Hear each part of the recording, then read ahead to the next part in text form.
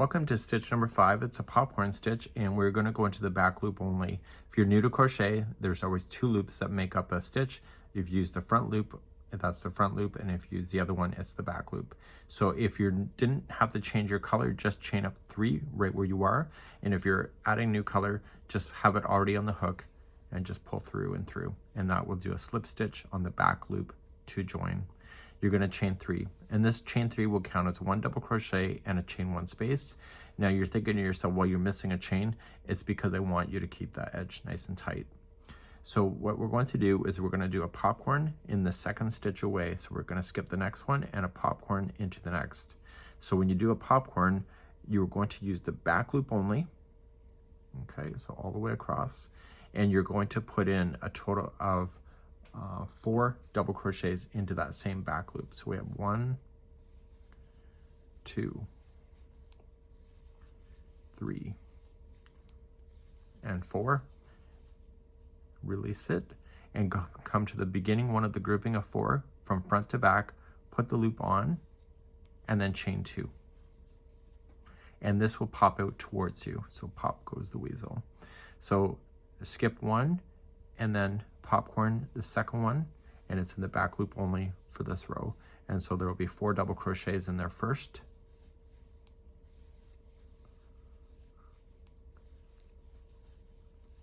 Release it, go to the first one of the grouping of 4, pull through, and then chain 2. Skip the next one and popcorn into the next, and you'll do this all the way to the other side, and I'll see you close to the other side in a moment. Coming close up to the other side, chain 2 after the last popcorn, skip the next stitch, and you have the last one, and you're just going to double crochet into the last one like so. So it's really got a nice jump to it, and you're going to turn your work and do row number 2. Row number 2 is just a single crochet row. You're just going to chain up 1 single crochet in the top of the double crochet, and this is a chain 1 space, so put a single in there. And then in each of the popcorns, just at the top, just put in a single crochet, and each chain 1 space, 1 single crochet, and just continue to do that all the way across. So this will help stabilize those popcorns to make them look really cool. And the key element to this is that the last one, so you'll come into your last popcorn. Now you had a chain 3 if you recall, so I still want you to use the space, because there's technically a chain 1 space there, and there was 3 there, so the second one is right here. So go into the second chain and single crochet there to keep that stitch count perfect. Okay, and that was row number 2, and then we're going to turn our work and begin row number 3.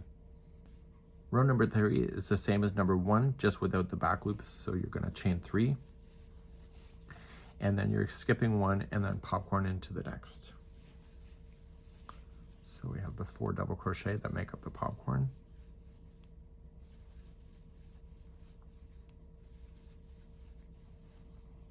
Okay, release, pull through, chain 2.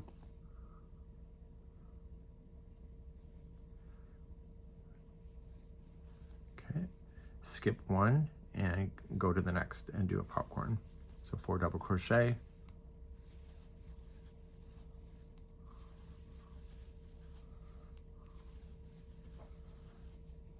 Chain and then do that, pull through, and then chain 2, and then keep moving on. Skip 1, popcorn in the next. I'll see you at the end of the row in a moment.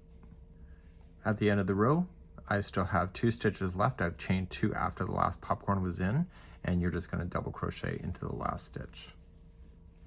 And then return our work and do row number 4. And this is the last row. I did not want to go crazy with this particular stitch with having too many rows of it because popcorn makes people quit. So to do this one, just chain up 1 and apply 1 single crochet in each of the stitches and chain spaces all the way across like you'd already done on row number 2. The key element is that last one.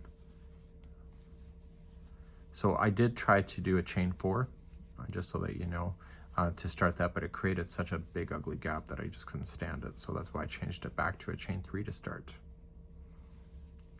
Okay, so at the end you have this chain 3, so put in a single crochet into the space and then the second chain apply a single crochet. This is the end of this color. Roll the dice again before you decide to cut the yarn. And if you're changing out color, now's your time to do it. And I'll see you on the next stitch ahead.